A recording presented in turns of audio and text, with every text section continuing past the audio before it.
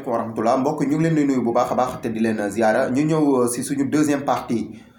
sur le sujet toute la vérité sur les 10 milliards de Pastef. Voilà donc jotoon nañ ci waxtaan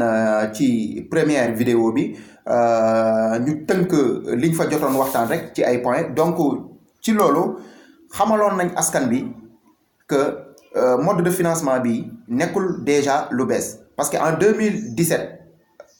bi Sonko di battre campagne pour nekk député ci coalition Ndaw Askan bi la diaspora de Canada et des USA avait déjà mobilisé 17 millions yi ko permettre mu battre campagne. Voilà donc suñu ñëwee tamit ba 2019 donc loolu dañ ko élargir ci fépp ci Sénégal. Voilà gisoon nañ Calabas bokk naa bi ku nekk sénégalais bu nekk bi nga xamante ne gisoon na boppam ci biir Pastef lamb na poosam def ci diaspora bi tamit partout dans le monde ñu am benn apport bu am solo bi nga xamante ne def nañ ko ci financement boobu noonu ba tey nga xam ñëpp gis tey loolu li mu joxe ci résultat ci élection présidentielle bi passé bi ñu génnee nag élection présidentielle 2019 ñu xool gis ne que loolu mooy li logique Pastef depuis mu juddoo ba léegi li mu gëm mooy dafa war a barrer la route au lobby Pastef dafa war a barrer la route aux bailleurs yi nga xamante ne kenn xamul fu ñuy jëlee seen xaalis Pastef dafa war a barrer la route donc aux puissances étrangères yi nga xamante ne ñoom ñooy ñëw di dugal seen xaalis ci politique bi ba nga xam ne suba képp ku fi toog doo toogal sa askan mais ces puissances étrangères ñoo lay dicter leur mot ces lobbies ñoo lay dicter leur mot ou bien ces bailleurs ñi nga xam ne ñoo financé sa campagne ba nga yegg ci donka sigi bi ñoom ñoo la naan fii ngay xool lii ngay def te doo ci mën dara Pastef nag bëgg nekk un parti autonome un parti qui sera là pour le peuple moo tax luñ ñu gis Pastef xamal leen loolu nag su bëggee suñ ko mënee suñ ko bëggee donc sénégalais ñoo war a financer seen bopp seen politique donc loolu moo tax Pastef adopté mode de financement boobu donc suñu ñëwaatee nag ba ñu waxtaan nag ba tey ji Pastef taxaw officiellement li mu njëkk wax 2,5 milliards la tënkoon nañ ko dañ koy gën a leeralaat toujours ñu ne 2,5 milliards c'est pas possible nan lañ koy amee mooy dañuy fexe ba ñu am 50 000 volontaires loolu suñ ko amee volontaire bu nekk soo joxee 50 000 francs donc day nekk 50 000 multiplié par 50 000 fois day joxe 2,5 milliards ñu ne ma nga xam ne ñu ne ñun suñu challenge weesu na sax ay 2,5 milliards weesu na sax 10 milliards waaye 10 milliards yooyu tamit am ko jafewul nuñ koy amee 10 milliards yi pour ñu am ko dañuy xool au lieu ñuy basé wu sur 50 000 volontaires dañuy jéem a wun 200 000 volontaires soo jëlee 50 000 francs multiplier ko par 200 000 fois da lay jox 10 milliards te Pastef mënta ñàkk 200 000 volontaires yooyu noonu parce que xam nañ leen les patriotes wax dëgg yàlla cette révolution patriotique a un prix et les patriotes sont prêts à payer le prix de leur indépendance suñu indépendance à vrai dire parce que on s'est rendu compte jusqu'à présent on n'est pas indépendant suñu indépendance nag dafa am prix te dañ koy jënd ba mu mat sëkk nuñ koy jëndee mooy lan ñun élection yi weesu rek on avait 687 523 voix mais ci 687 500 voix yooyu noonu gëm nañ lu ñu gëm la du ñàkk am plus même laay wax plus de 200 000 volontaires ñoo xam ne pare nañ pour joxe 50 000 francs nit ku ci nekk joxe fukki junni yooyu nuñ koy joxe naka lañ koy joxe mooy ku ci nekk da ngay joxe. dañ koy étaler sur 5 ans soo xoolee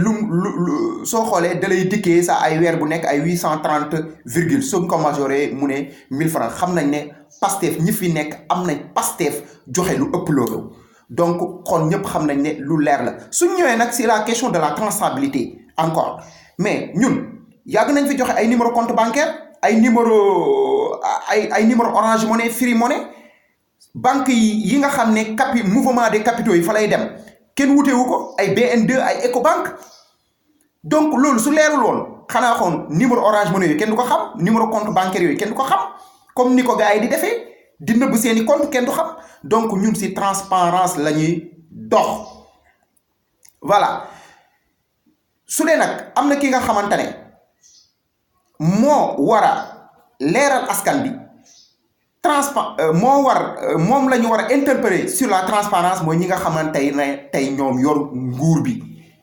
di jël caisse noire plus ay 8 milliards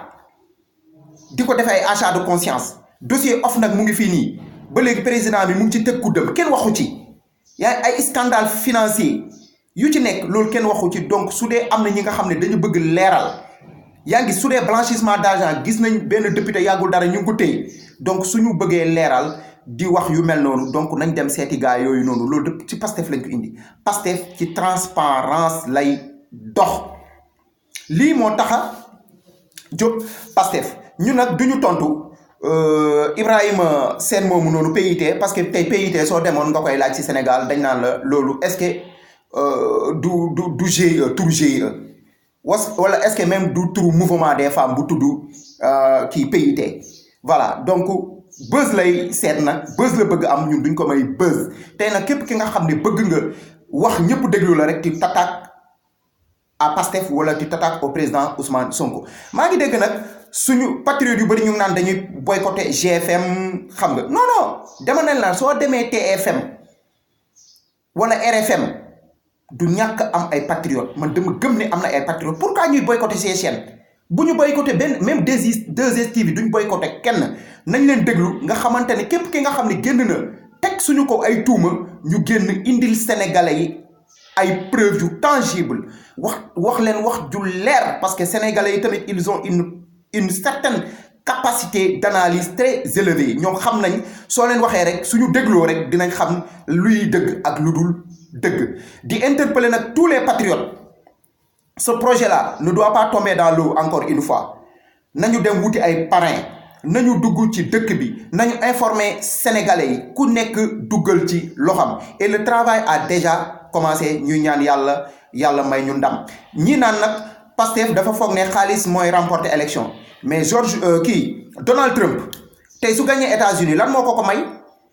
s'il n'avait pas ce capital financier bu am doole boobu noonu un capital financier aussi puissant il n'allait pas être le président des États-Unis voilà te loolu lii du pour achat de conscience encore mais c'est pour financer nos activités politiques te activités politiques yi mooy lan mooy élection locale ñu ngi ñëw ci lañ koy financer législative yi ñu ngi ñëw ci lañ koy financer mais Sonko suñu président Sonko tamit lépp li nga xamante ne ci ay déplacement am wala ay meeting am ak léppam loo xam ne Pastef mooy ko organiser ci gafaga boobu la ñuy jël 10 milliards yooyu noonu financé ko ñun nag li ñu gëm mooy lan suñu challenge ëpp na ça c'est 10 milliards là. Nous avons gagné le combat idéologique par le patriotisme et le pragmatisme. Maintenant, ce qu'il faut gagner, nous devons nous concentrer pour gagner le combat financier. Nañu fexe ba 10 milliards yi on a suñu challenge encore ëpp na loolu nañu fexe ba am c'est plus de 10 milliards et c'est possible quand on le veut on le peut. Vive Pastef les patriotes.